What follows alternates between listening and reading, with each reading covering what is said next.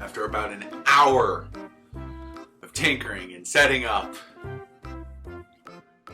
let's see if this works. Trying something new this week. Please be kind. So if this worked, you're going to see a wonderful mountainous landscape. I haven't really decided yet, but if this didn't work, you're gonna see the green. And you're gonna like it.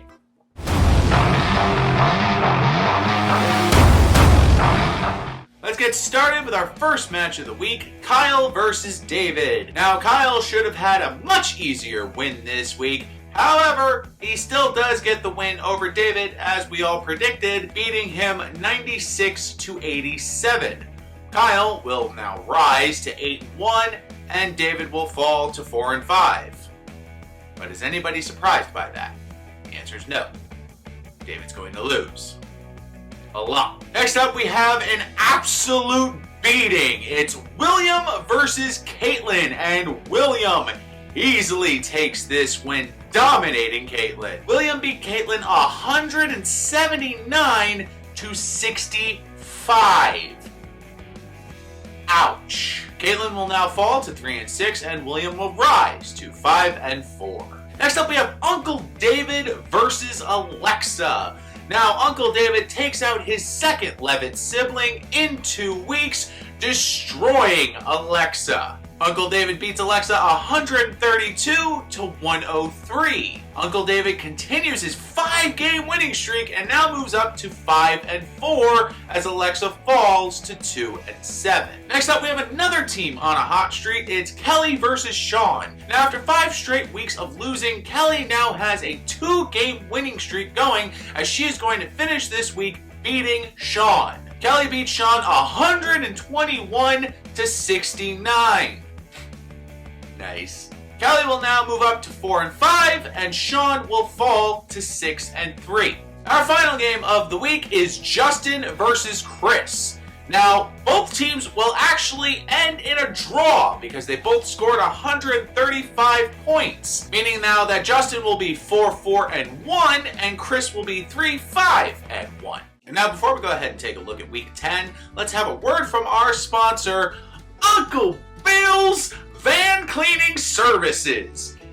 Do you have a van that's covered in all kinds of mysterious fluids and want no questions asked as someone cleans it out? Well, you come on down to Uncle Bill's Van Cleaning Services. We will do everything to get blood, semen, saliva, and all forms of traceable DNA out of your van with no questions asked. Uncle Bill's Van Cleaning Services. Don't worry, we don't answer Amber Alerts. Water break, really hope this fucking works.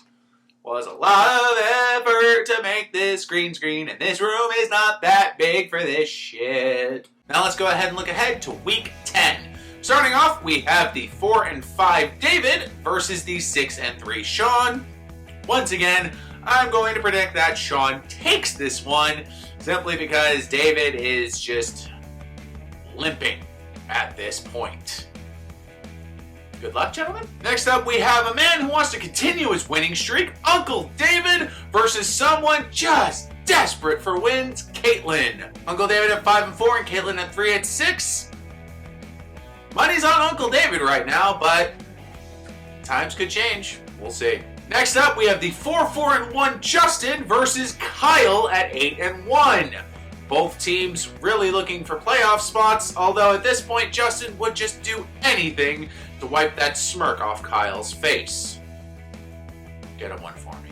Next up, it's the 5-4 William versus the 4-5 Kelly. Both teams looking to bounce back after a couple of disappointing losses here and there, but William and Kelly both hot off wins this week, so it's anyone's game. Good luck! And lastly, we have the bottom ranked currently Alexa at 2-7 versus the 3-5-1 Chris. Alexa looking for anything to jumpstart the remainder of her season, and Chris looking to make sure he qualifies for a playoff spot. Good luck. So that's going to wrap up week 9. So, friendly reminder, please continue to check free agency for any available players this late in the season. One player can make all the difference. Also, the following teams are on bye week this week, so set your lineups accordingly. Well, that's going to do it for week 9. As always, good luck, live long, and prosper.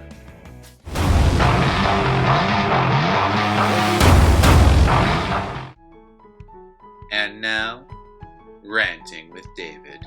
Can we talk about the fact how Kyle barely beat me? I'm going to drop this whole narrator persona for a minute. My team is limping. It's not even existent anymore. And Kyle only beat me by 9 points. He should have whooped my ass.